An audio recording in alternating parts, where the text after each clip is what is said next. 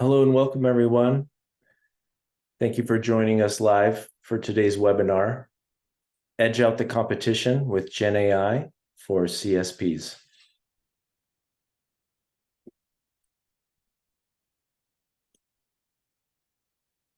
Our agenda for today, we'll begin by introducing our esteemed panel.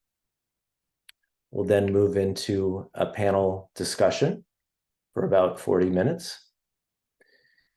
And then we'll save Q&A towards the end. Reminder that this session is being recorded and it will be posted to YouTube after we're done here. So all of the registrants to the webinar here today will receive the slides as well as access to the recording.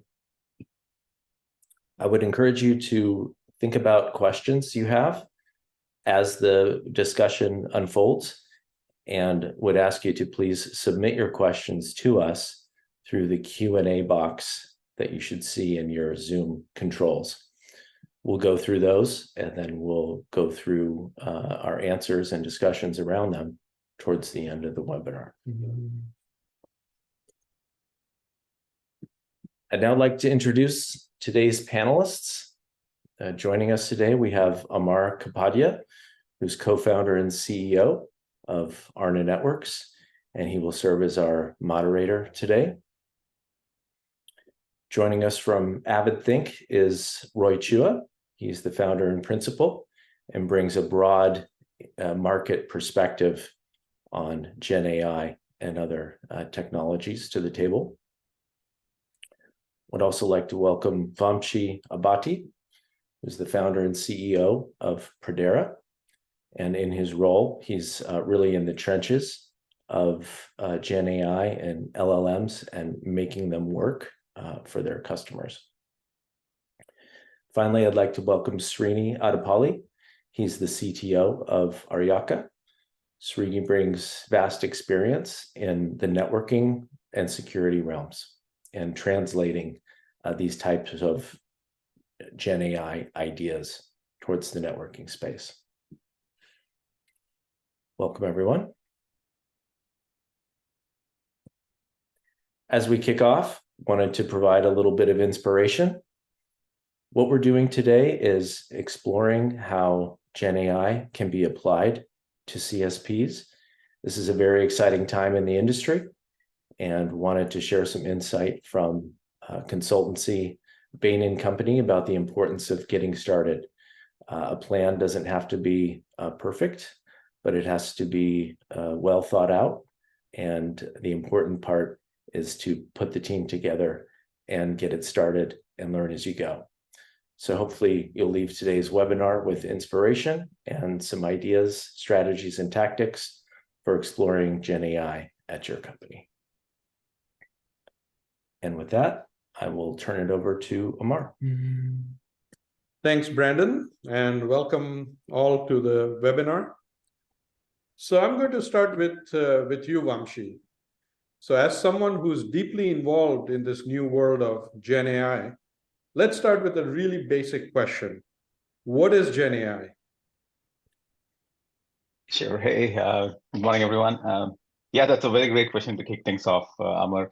So GenAI is short for generative AI, right? So it's a very interesting thing that has happened in the last year and so. And if you look at the overall progression of artificial intelligence, we have seen every few years we've seen some really good algorithms come to the front and then sort of unlock some really great capabilities of artificial intelligence that we haven't seen before. So with generative AI, the latest thing that we've unlocked is how to sort of generate data, right? Unlike what now we are referring to traditional AI, or which is unfortunately just a few years old, but in the past we have been really good at predicting one thing, and if I may, I could call it predictive AI. And now we have unlocked this capability of algorithms are able to generate data, whether it's an image, whether it's a long sentence, whether it's a translation, or an entire blog post, if you will. So So that new capability of artificial intelligence or these new algorithms that have enabled this new capability, I think broadly people are calling that as generative AI. Okay, great. Thanks, Vamshi. So let's move over to Roy. So Roy, in your role, you get to see a very vast view of GenAI and how it's being used for CSP purposes. Perhaps you could build on what Vamshi said and maybe just walk us through some nuances of GenAI. For example, I hear all kinds of terms like multimodal. I hear about RAG, and I assume RAG isn't something to wipe, my kitchen counter with. So I'd love to hear your perspective on a little bit more on GenAI with respect to CSPs. Yeah, no, I think so. There is a wide topic, I think, as Vamshi indicated. AI, machine learning, deep learning has been around for many years now, but generative AI in recent years, just because of the, I think a lot of it was the ChatGPT moment where the wider public and a lot of businesses saw the value, and obviously we're all enamored by something that can speak and pretty much near pass the Turing test, or in fact maybe pass or exceed the Turing test. So yeah, and you brought up a couple of key terms in there in your question as well. So maybe let me just step back a little bit and explain. So generative AI and the form that we know commonly, the large language models, right, as we've already talked about, are a new capability in machine learning, deep learning. They can generate, human type output and perform human type tasks in terms of reasoning, in terms of summarization, and so on and so forth. One of the key things around GenAI is that there's many ways of using it. And you can use it as a service, like we've all probably tried ChatGPT or Anthropic Claude, or pick your favorite. But for an enterprise to use it, there are some additional elements, and I'm sure we'll talk about some of those elements later on. But suffice to say, in the early days of the LLM, there were limitations in what we know as a context window. And for something like a GPT engine, the context window there are size limits in terms of the amount of total output input that you can have. And so techniques like retrieval augmented generation, RAG, was looked at as a way of providing good output or applying it to more use cases without necessarily having to go train your own model on your own data set. And so what RAG is, retrieval augmented generation, is basically a form of prompt engineering, which I'm sure we're all familiar with now. How do you ask the right question in the right way so that ChatGPT gives you the answer you're looking for, coupled with some database or data set querying, right? Could be keyword search, could be using a foundation model using text embedding, which I'm not going to go into detail, to find semantic similarity, and using that data that you retrieve in conjunction with a large language model to give you something that approximates what a human would respond to. And one example of RAG is, for instance, you're chatting as your customer service rep chatting with a customer, and the customer has some questions or problems. What you would do is you would use RAG to look at your knowledge base or articles or past transcripts to try to find similar situations, and maybe with resolutions, and then it passes that to the large language model, and it comes back to you and says, hey, given the chat that you're having right now, here are 3 likely things that, could be bothering the customer or could be troubling the customer. So that's what RAG is. Some of the other elements that you talked about is multimodal. Multimodal points to the different flavors of GenAI that combine not just the text generation itself, but text with images, text with video, text with audio, audio with text, image with video. And so today, the vast majority of us have experienced ChatGPT as a large language model in the text space. But increasingly, what we're seeing, even with GPT Plus, is the combination of text and images. You can send an image and say, hey, can you describe the image to me? Or you send text in and say, can you create an image in this form with DALL-E, which is another foundation model.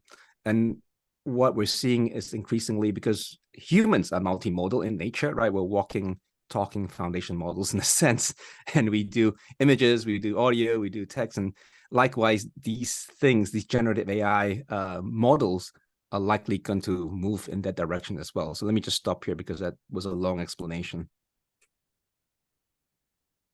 Thanks, Roy. Wow, that all sounds amazing. So let's move over to you, Srini, as a user of this technology, as a network service provider. Let me ask you if GenAI replaces all these previous generations of machine learning, like deep learning or CNNs, or is it something that'll coexist? Yeah, it's a $1 million question. But just to step back, right, it is not going to replace. In my mind, it is going to complement. Why I say so? I think Vamshi mentioned, right? If you take AI as a big bubble, a big circle, right? You have ML within that, and within ML you have DL, and within DL you have GenAI, right? And within GenAI you have LLMs and other model based multimodal models, right? So in that way, it is not going to replace DL, which are like you have CNNs, TNNs, your RNNs, KNNs, ANNs, all those things will continue to exist. And as Roy mentioned, sometimes you have to use LLMs along with your private data. And the private data could be arranged in a simple ETL fashion, right? Or it could be arranged in a vector fashion. Or could be arranged in some other model using RNNs or KNNs, right? So when you get a prompt or when you get a such text from the user, you may have to refer to your local private data using these things, and then finally give entire output of that and the chat prompt to LLMs to generate. So that way, I see that they are complementary. Having said that, today some CNNs are used to generate text and video, audio. Maybe those things may be replaced by these transformer-based models like GPTs. The reason why they get replaced is that this transformer architecture itself is very well. I think a lot of innovation went into it, right? Essentially, you have these self-attention mechanisms. We have these multi-head attention mechanisms. And Vamshi also mentioned that, it has reasoning aspect of it. I think Roy mentioned it. The idea is that, you have a bigger context window. And then each word in the prompt is basically looked at, that's called self-attention, I guess.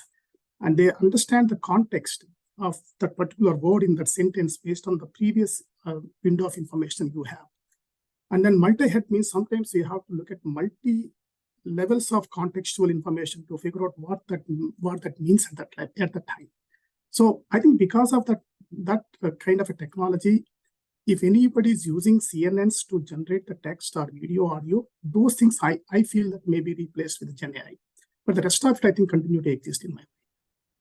Yeah. Okay, thanks, Srini. So basically, maybe a small subset of what was done in the past might get replaced, but more or less, this is additive or supplementary to what we've been doing already. I would imagine. Yes. Good.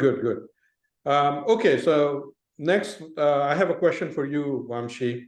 So you work with many verticals. So the question in my mind is, why is it important to look at GenAI now? What is creating urgency? Why not just wait maybe 2 or 3 years and let's see how it plays out, and then jump onto this bandwagon? Yeah, so let me put it this way, right? So we can safely say, at this point that you can look at the world differently from November 22 and before that, and after that, right? Because we've seen the Chat GPT moment, sometime last year, end of last year, and it's not going away. So that tells us something that there is something that happened between the Chat GPT moment where everyone realized that you can with a click or with a small chat window, you have access to these these huge models, etc., that are behind the scenes, the foundation models, versus now even after a year we're experiencing we are seeing customers really excited about this, right? And that only happens when there is one thing that happens in enterprises, which is unlocking productivity for everyone, right? We've definitely seen this kind of productivity in different areas, whether it's sales, marketing, IT, HR, all the internal aspects of enterprises are where ChatGPT is starting to.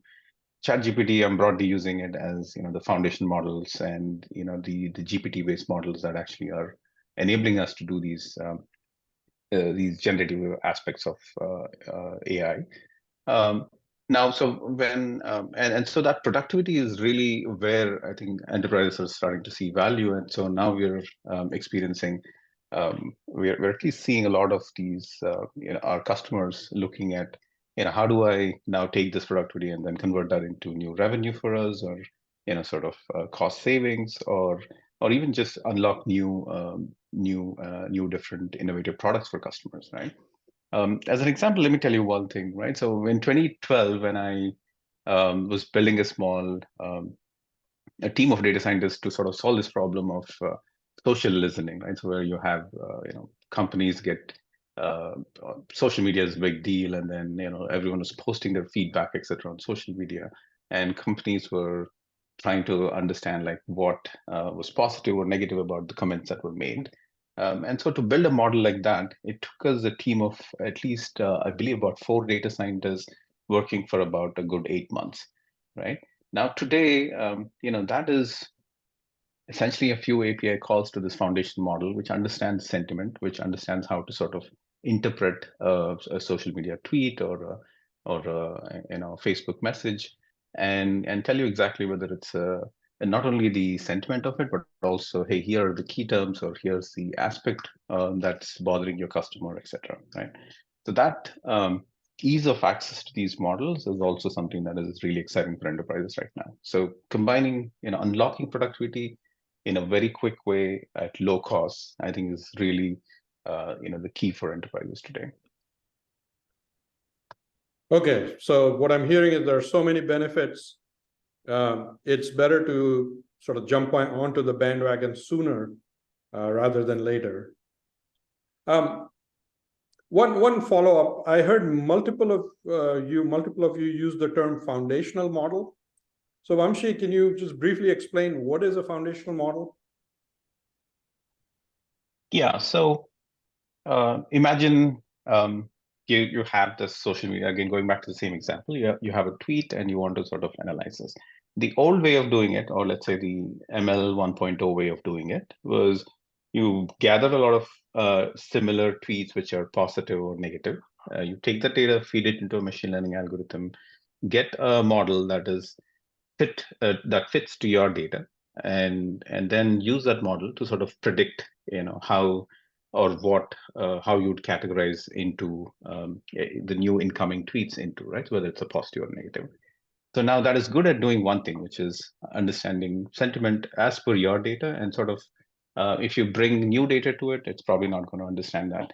If you ask it to do summarization, it definitely is not going to do that, and so on, right? So now these foundation models are, imagine them as these really large, again, language models. It could be vision-based models, it could be other models, but foundation model essentially is this huge multi-billion parameter models that are being trained lately, where you're training it not just for one task, but for multiple tasks at the same time, using really large data sets. And so the resultant of that is you have these really large models that are obviously hard to train and hard to retrain, but they're really general and they're really good at doing a lot of things for a lot of kinds of data as well. So at the get-go, enterprises can plug into them, start using them, and sort of already see benefits from them. And then realize if there are gaps in it, there are other ways. I think Roy and others have also mentioned, like fine-tuning, RAG, and others to sort of complement that. But at a very least, like you have this huge model that is generic enough and can do multiple tasks that you can start off with. So those are referred to as these pre-trained models are referred to as foundation models today. Okay, great, thanks. Let's switch gears and switch to use cases. So Brandon, if you could move to the use case slide. So briefly, we as a team discussed what kind of use cases we are seeing for GenAI in the CSP industry. And we sort of came up with 3 buckets.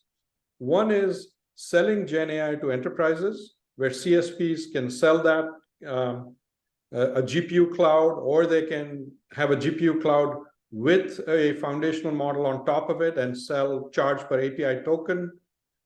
They could potentially connect the GenAI model to SD-WAN or to a managed private IP network, so that the GenAI model has access to corporate data.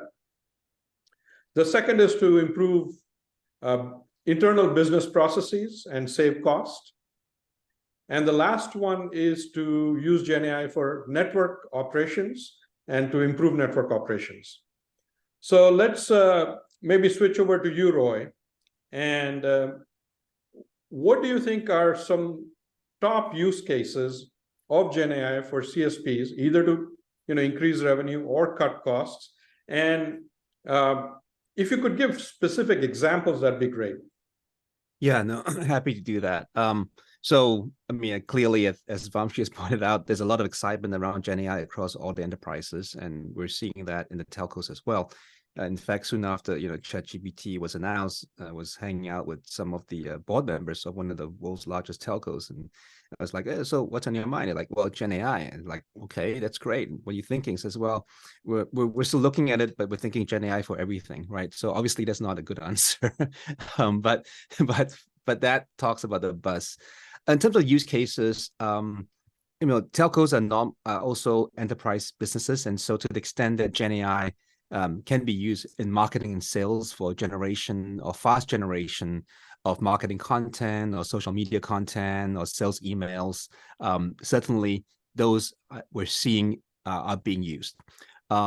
To the extent that telcos also have some development capabilities, software developers, engineers, or scripters, automation folks, we're seeing the sort of the co-pilot type code generation, code assistant use cases there as well. So certainly in the context of telco as a normal enterprise, as a regular enterprise, the marketing sales use cases are there, the development use cases are there. In addition, the customer service use cases are chat over X, improved self-service, although I'm not seeing that roll out in production yet for the most part, just because of the guardrails.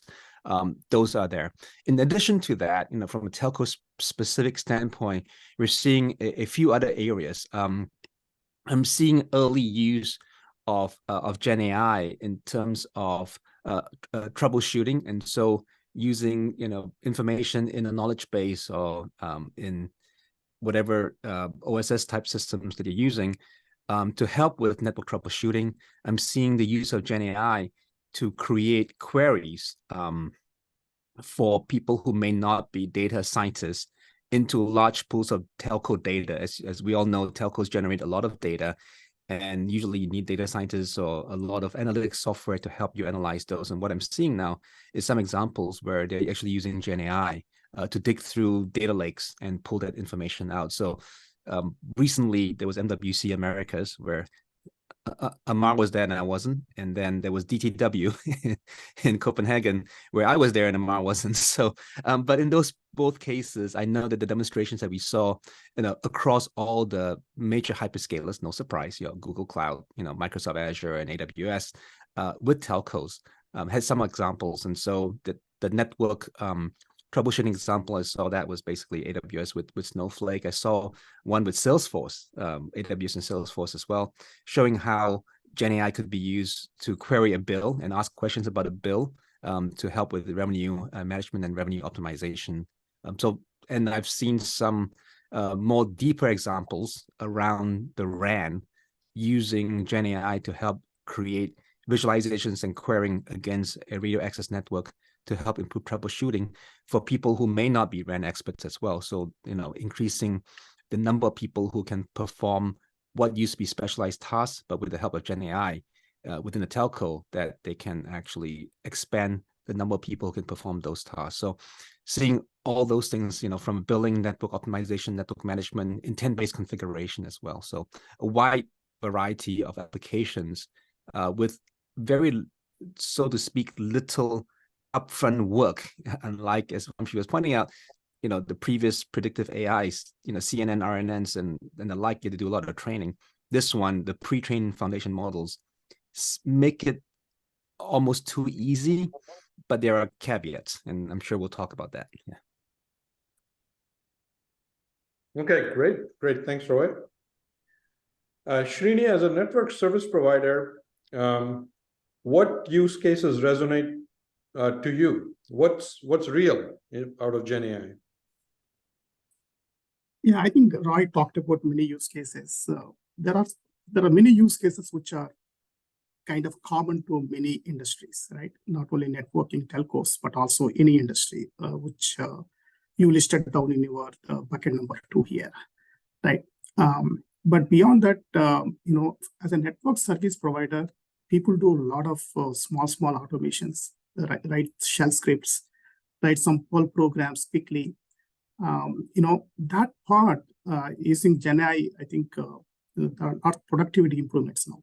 Like you could ask today, even ChatGPT, you could ask to write a small Perl program to do some network packet generation, or some kind of a TCP, some kind of a protocol generation, right? It can do it very easily, right? That's the kind of thing I think people are finding. We are also finding a lot of usefulness as a user of GPT models today. But from the internal operations improvement perspective, or I would imagine that there are some use cases which are very much related to telcos and networking and security service providers like us. Like, for example, Roy talked about network optimization, and in case of security, since GPT has some reasoning capabilities, and then most of the GPTs are pre-trained with a lot of internet data, including vulnerability databases and many more. So it can recommend security policies, for example, right? So that's one thing which we are seriously looking at, whether we can get the recommendations the way human think, right? Keeping a lot of context in mind, right? And that's one part. And second part is threat hunting, right? Threat hunting is something which we believe, GPT-based systems LLMs can help dramatically, right? For example, let's say there is some threat found in some similar organizations, okay? And if I want to know whether that kind of threat exists in my organization, based on the logs which we collected before or metrics we collected before, so that's another aspect we see that it would help. I mean, basically in the industry, people call today observability systems. Developers decide what to look for, and it's called known unknowns. Right? You know what to look for, but what you don't know is whether it is there in your system or not, in your environment or not. It's called known unknowns. That is what observability systems are now confined to. But with the GPT and LLMs, GenAI basically in broader, if you want to know unknown unknowns, right? You don't even know what you need to look for. In those cases, I think this anomaly detection along with the GenAI can dramatically help. So that is one more item I feel most of the telcos, and including us as a SASE provider, we would be doing some research on that. So that's where there are a lot of papers now, but that's I feel one of the big use case for, at least for network service providers.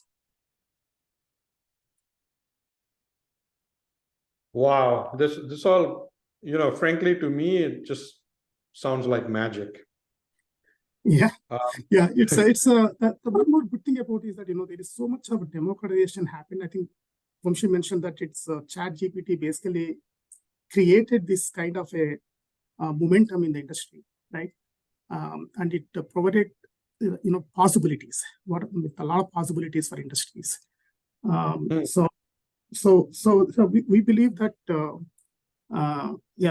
these kinds of new things will come up in industry, and with the democratization that happened with the stacks, it's easy to try now. Okay, But of course, it's expensive because we have to take the account, and then like ChatGPT, for example, charges based on the number of tokens in the context which you provide. Is expensive, but at least there is a democratization is there. Now you could try that very easily with your data. Yeah. Great. So actually, that's a great segue. So I want to talk about different stack options. There's a lot of confusion, and I see a question by Rajendra along these lines as well. You could train your own LLM. You could use a managed stack. You could use an unmanaged stack. Then there's commercial, there's open source. Vamshi, can you shed some light on this topic?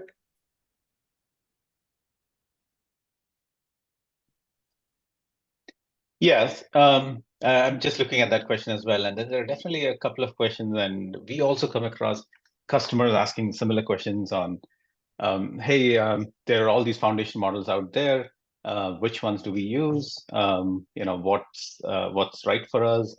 And we don't even know whether, out of these 10 models, is there any differentiation at all, right? So we are, and then that's the foundation model side of things. And then on the stacks, when it comes to the stacks, depending upon what your use case is, it varies all the way from, are you going to do embedding or not? Do you need a vector database for your info? Do you need a crawler to get your most real-time data? Or are you good with, whatever is the knowledge that the foundation model comes with, right? So broadly, let me start with the foundation model and then, say what generally we have seen in terms of stacks, right? So on one end, we have seen what I like to call, the maker, shaper, taker framework. The takers essentially are about 80% of the market who are looking at, hey, I'm going to integrate with OpenAI. I'm good with whatever is the foundation model that is available out there. Or, there are definitely alternatives to OpenAI like Cohere. You have Adept, you have, CodePlux, you have a few other commercial LLMs that are out there, right? So you could integrate with them and, start using them from day one, and you could actually probably solve some use cases and be comfortable with that, right? So most of, let's say, sentiment analysis, etc., which are generic enough, you could integrate with these commercial open source commercial LLMs. Now, the second kind of folks that we are seeing is the shapers, who are essentially saying, hey, what we have out there in the open or in the commercial LLM space is not good enough for us because we have our own use cases and our own needs. So there, you start putting together a new stack, one primarily for, how to do fine tuning, right? So you have, whether it's a commercially available LLM, or you could even consider an open source LLM, but you're essentially trying to do fine tuning on that. And how do you bring your data to it? How do you do the embeddings, and basically how do you store them? How do you sort of do the RAG that Roy and you discussed a bit earlier in the webinar? So that determines the kind of stack which requires data stores, and they're now called vector stores or vector databases, and which do the similarity search between between vectors and so on. So now, in the shapers world, how do you do fine tuning also requires you to understand, what are these algorithms out there to do fine tuning? How do we sort of implement one of those and sort of, tailor these foundation models to your data? And that fine tuning stacks are a second kind of stacks, which, as I said, the shapers who are essentially trying to tune these models would be using. And then the makers essentially are the ones who are actually building these LLMs. So I would call them LLM engineers, or folks who actually understand deep down like what these transform models are. How do you sort of tune them? How do you change these parameters? How do you vary the context sizes, etc. And actually build foundation models which can answer or which can perform different tasks, multimodal or unimodal. So that I think requires a whole different stack where you require very large scale infrastructures, which definitely are being provided by very few providers today, like NVIDIA or AMD and a couple of others. But essentially, you have to see where you fall in the overall spectrum, whether you're comfortable consuming the commercial LLMs or open source LLMs as APIs. And then there's challenges in just building the application around it, or you're looking at your fine-tuning aspects, and so there, you've got to put these stacks around the fine-tuning aspect of it. or you're actually building ground up. And we've seen customers and folks who are interested in building LLMs ground up for their own data sets. So definitely that's an area. And depending upon where you fall, the stacks look very different today. Hope that answers a little bit of that, but it's very long. I think it's a very evolving space, and it's something that every day we're seeing innovation here. So some of these stacks keep changing all the time too. Sounds good. Sounds good. Thanks, Vamshi. So Roy, maybe we can be a little bit more specific from sort of a telco point of view. And there are many implementation models, right? There's managed, where you go, it's a public model managed by someone. You could have a private stack on a public cloud. You could have a private stack on a private cloud. So help me understand the pros and cons, and what do you think will appeal to service providers? Yeah, so you are absolutely right. There are many options. It's kind of like, you have those little flip picture books where you can change the head, the middle, the body, and the bottom, and then you can get different little characters each time, right? It's sort of that messiness. And that's in addition to what Vamshi just talked about in terms of, how do you want to use generative AI? Are you a taker, a shaper, or a maker, right? And that, by the way, that framework, or with sometimes slightly different labels depending on who you're talking to, but that framework is pretty robust across the industry, including the telco side of things. But yeah, from a telco, in terms of what we've seen in our conversations with them, our work with the telcos and some of the telco partners as well, I think generally speaking, from a telco perspective, a lot of them likely will probably consume GenAI initially as part of being embedded in the solutions that they have today. What do I mean? So for telcos who already have OSS and BSS suites, generally speaking, or are using enterprise productivity suites or CRM packages and so on, I suspect that their initial consumption, or the majority of consumption of GenAI, is going to be through those suites. So if you have an OSS solution, pick a favorite, whomever it comes from, or BSS, right? The usual suspects, Nutcracker, MDocs, and so on. You're likely going to consume GenAI, embedded in those systems as well. And if you're using, Salesforce or the like, then you will consume, GenAI through Salesforce. So I think that's one element of their consumption. The second element of consumption is going to be more customized models for the telco. And this is where your question is highly relevant in terms of, what models are you going to use? Which foundation models are you going to use? Are you going to try to build your own, which I doubt most telcos will. I mean, Bloomberg built its own model, but I don't think the vast majority of the telcos in the world are likely going to embark on that. They probably would partner with someone else to build a model, or more likely fine-tune an existing model, or use some kind of retrieval augmentation or other techniques to leverage existing foundation models. And for that, there's proprietary models with examples that Vamshi gave earlier, right? So you have your Anthropic, you have your Cohere, you have your Stability, and all these sort of models that you can partner with someone to A21 Labs and so on, and get those models and work with them.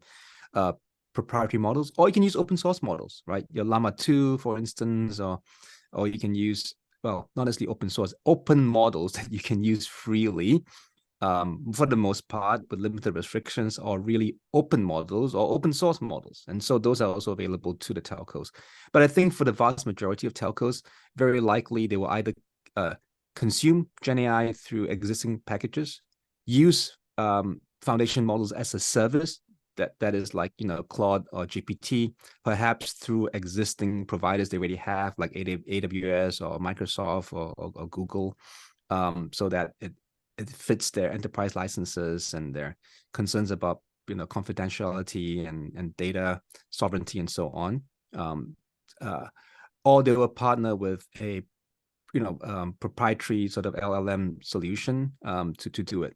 There will be some brave ones that will go on who want to find more differentiation, that will use some of the proprietary models and try to do some fine-tuning themselves, or use an open source model or open model and try to do some fine tuning themselves. So there will be some of the telcos who will be doing that, and they will either do that their own or in conjunction with many of the global SIs, all of whom have now announced huge practices and huge investments in Gen AI. So your Accenture, your Capgemini, pick your favorite. All of them have announced Gen AI practices, and so they're hoping to sell those services to telcos. So I think we'll see a combination of all of the above, and some of the brave telcos will go their own and try to fine tune or build their own model, perhaps in conjunction with partners.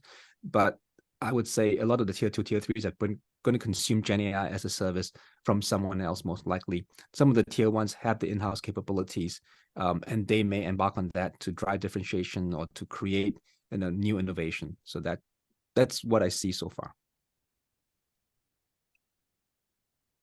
Okay, great.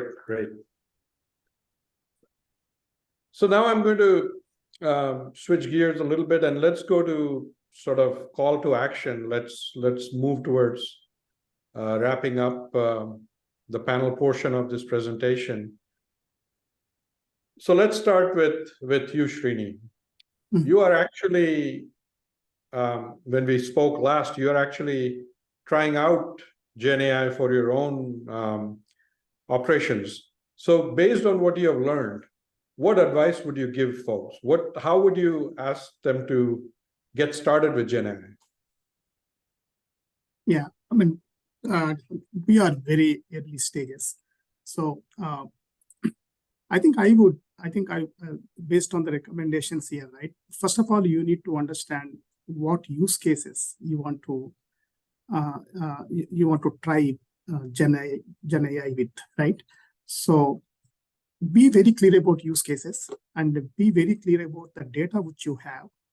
And as Roy and Vamshi mentioned, in almost all cases, telcos or us or anybody, in my mind, using GenAI as a service is not enough, right? Because you have a lot of your own enterprise data, right?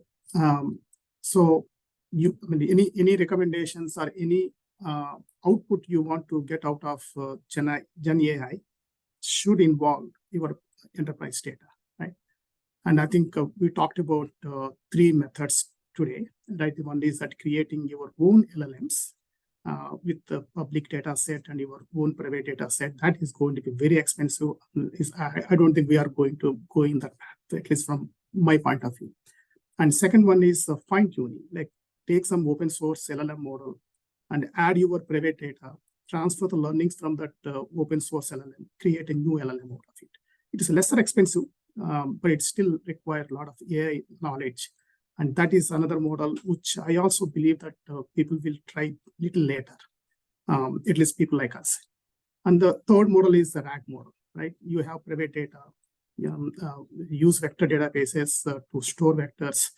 And then when you get a new data, basically get the vector and then send the previous vectors along with this context. And using LLMs, you figure out the recommendations or reasons, right? And that's what I think is going to happen in my mind. So keeping that in mind, I think, but at the same time, at some point of time, I believe that telcos and any companies, they would realize that they need to fine tune some open source models with private data, right? The RAG model will help quite a bit, but eventually I feel that they need to move in that direction. So I would recommend that, get your use case right. And then, as I mentioned, there are so much of stack democratization already available today. There is one popular framework called LangChain. And using LangChain, you can create your own tools with the private data. And you can create agents, and then you can basically put them together. And you can even basically run through your output of one LLM to another LLM. So you can put in a chain, right? So much of innovation already went in already. So try with that. Use Jupyter and with your data, using LangChain, basically connect the data and then figure out yourself what is the output you are getting, and is it in line with what you're expecting, and what is the performance, And based on that, I think you choose the stack, you choose the GPUs, you choose the hardware, and you figure out whether it is good to go with the private cloud or public cloud.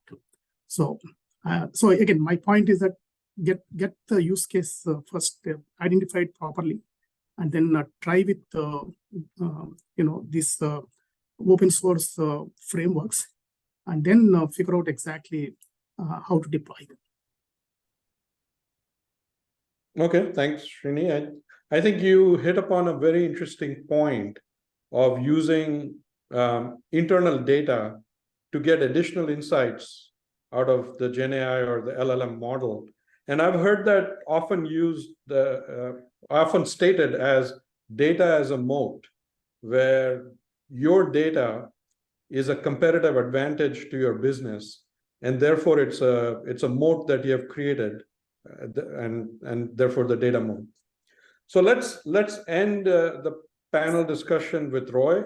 So Roy, I know you have deep insights into how people should get started, especially how telcos should get started. So I'd love to hear sort of your views on this topic. Yep, sure. Now, I don't know about deep insights, but I have some insights. And I think, both Srini and Vamshi have made the point that GenAI is iterating and changing so quick, is evolving very quickly. Every week there's something new, right? And we're all just trying to catch up. But having said that, I think the reality, at least for telcos, is that you have to start, and you have to start now. I think, if you're not even trialing GenAI in some form, in safe forms, then you're behind. And what I tell telco leadership is that the leaders have to do it themselves. They have to try out, the GenAI solutions themselves in whatever form it is, just to get an idea of the impact those solutions actually do have. Don't believe the buzz, don't believe the hype. It tends to be over buzz, over hype. And at the same time, sometimes we are underestimating the technology. So the only way to get an understanding of the impact it could have on their business is that they have to try it. So I think that's important. But generally speaking, I think, back to the actions and recommendations here, as Srini says, use cases are important. From our standpoint, I think, in addition to use cases in parallel, understands the legal compliance constraints, right? If data is the mode, you need to understand that data, where can it go, what you can use, the privacy implications of it. I think that's very important. And so to make sure that data privacy rules, compliance rules are followed within the telcos, given the sensitivity of a lot of telco data. I think you need to put that in place to make sure. Second thing is to ensure that you have guardrails and make sure that the early use cases are probably human in the loop to check. Although humans can get lazy, we found some situations where they just click and just let it through. The humans do have to check. And so there have to be guardrails, especially if some of the GenAI is being used in customer facing with no humans in the loop. I think those use cases you have to be very, very careful. Likewise, you need to worry about potential IP problems with GenAI, although some of the providers are promising that they'll protect you if you use their GenAI, like Google and Microsoft, for instance. But certainly, guardrails in place, data privacy, data sovereignty, those are to be respected. And then it's back to what I think Srini said. Pick your right use case. Pick the right deployment model for the use case. Get buy-in from management, and very, very important, as you build a POC, define upfront what the success criteria and KPIs. What we see is some telcos sort of rushing in and not remembering that in the end of the day, it has to provide some business value. Then you have to decide what the appropriate KPIs are prior, right? And now as you're embarking on these things, you can trial it, you can play around with it. I think that's fine. But the moment you get a POC and you put some investment or resources in there, it's not free. Some of these things, even fine-tuning takes a certain amount of effort. Even RAG, you still have to have your vector database, you have to transform your data, you have to load the data in the vector database. That's all effort and energy. So you do need to make sure that you pick the appropriate KPIs to measure that, demonstrate the results, and then iterate. The reality here is going to be iterating, right? This week you're using Llama 2. Next week you could be saying, hey, Llama 2, 70 billion, just too big, too expensive for us. This Mistral 13 billion per parameter or 7 billion parameter works really, really great. I'm going to use that instead, right? Or you run it and realize, hey, takes too much energy, takes too much power. It breaks our sustainability goals. maybe I take a quantized version, run it on a CPU instead of a GPU, right? So I think those iterations will happen within the telcos. I think they'll learn every iteration, but I think the key thing is to actually get going and start as soon as possible. I think there is definitely value here, and it's important to get in early and learn early. All right, thank you all. That was amazing. I actually learned a lot. We have some questions from the viewers, but before we jump to that, let me do some shameless advertising. So if you go to the next slide. Yeah, we'll do here. So in the spirit of trying something out quickly between Aarna Networks and Predera, we have created an offering, and that offering consists of infrastructure in the Equinix data center, so where compute, storage, networking is automatically orchestrated. And then on top of that, LLMs are orchestrated, and a variety of open source ones are available.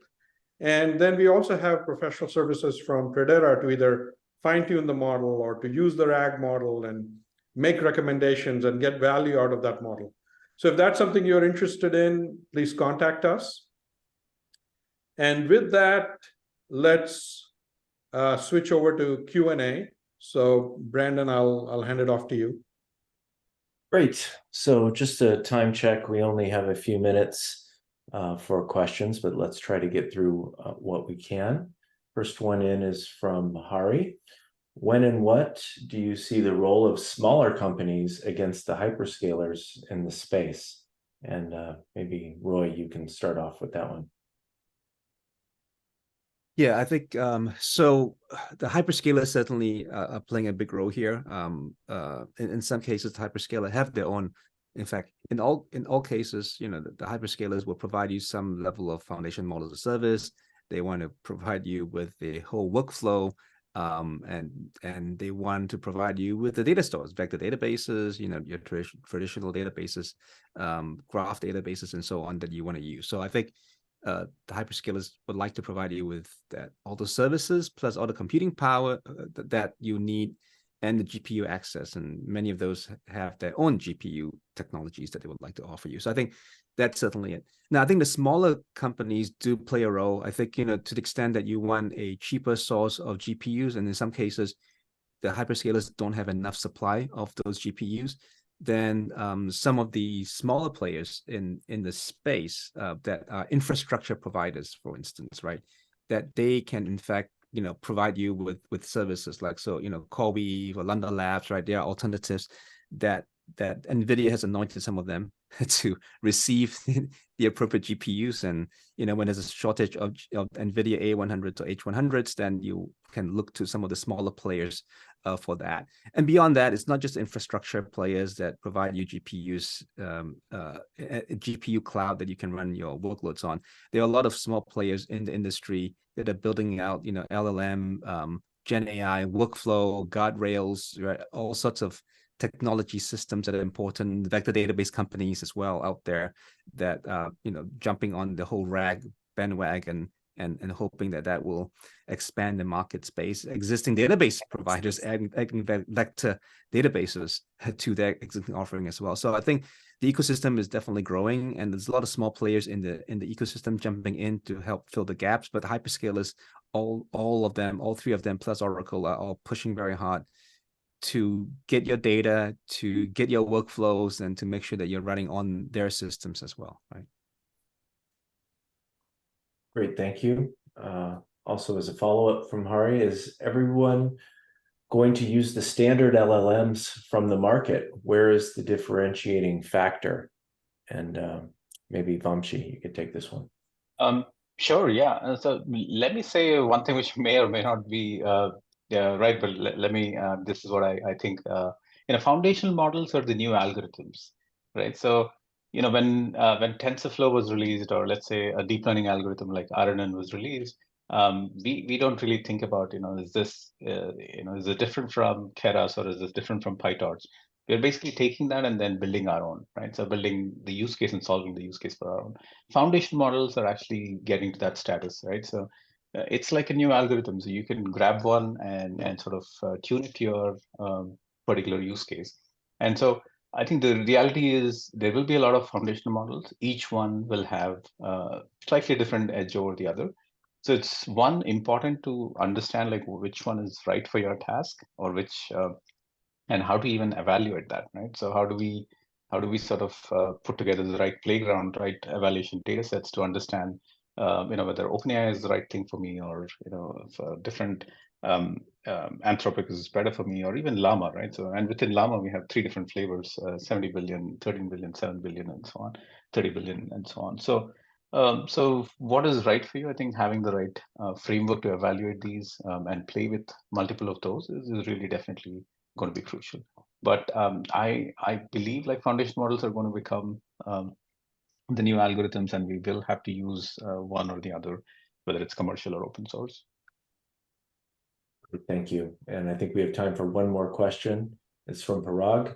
Do you see GenAI and its capabilities getting used for real-time enterprise edge applications also, or will this be only limited to offline capabilities like data analysis, monitoring, and observability use cases? Srini, do you want to try that one? Yeah.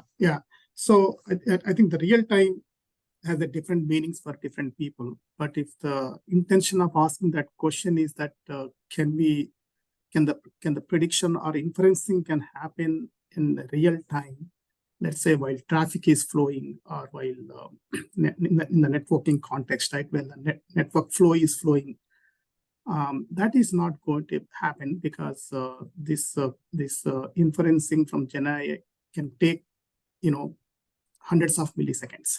Again, of course, it's based on which LLM you are using, what fine tuning you did, and then what private data you want to use the base.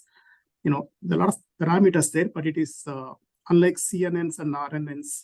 This is quite expensive from the latency perspective. So I would imagine that it is not in that context of real time, but it's mostly offline from the traffic perspective. On the log database or on the existing database. So for anomaly detection, it is very good, but not during the traffic time. Great, thank you. And that brings us to the end of the hour. What a fascinating discussion.